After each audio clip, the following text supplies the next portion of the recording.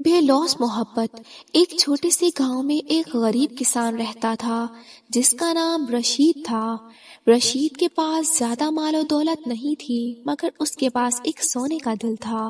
وہ ہمیشہ دوسروں کی مدد کرتا، چاہے اس کے پاس خود کے لیے کچھ بھی نہ ہو۔ ایک دن رشید کھیت میں کام کر رہا تھا جب اسے راستے میں ایک پرندہ نظر آیا جو زخمی تھا اور اڑ نہیں سکتا تھا۔ رشید نے پرندے کو اپنے ہاتھوں میں اٹھایا اور اپنے گھر لے آیا۔ اس نے پرندے کی مرہم پٹی کی اور اسے دانا پانی دیا۔ کئی دن گزر گئے اور پرندہ آہستہ آہستہ ٹھیک ہونے لگا۔ رشید نے سوچا کہ پرندے کو آزاد کر دینا چاہیے تاکہ وہ اپنی زندگی پھر سے شروع کر سکے۔ ایک دن رشید پرندے کو کھیت میں جا کر آزاد کر دیا۔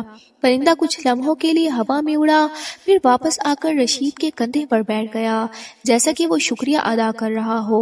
رشید مسکرا دیا اور پرندے کو واپس جانے دیا۔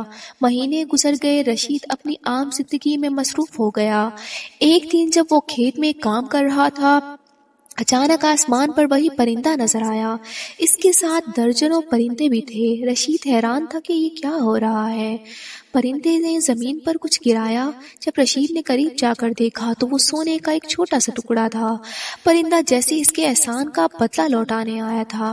رشید نے وہ سونا اٹھا لیا، مگر اس نے فیصلہ کیا کہ وہ صرف ضرورت مندوں کی مدد کے لیے استعمال کرے گا۔ رشید نے ہمیشہ یہ بات یاد رکھی کہ بے لوث محبت اور احسان کبھی ضائع نہیں جاتے۔ جب ہم دوسروں کی مدد کرتے ہیں تو زندگی ہمیں کسی نہ کسی طرح اس کا صلہ دیتی ہے۔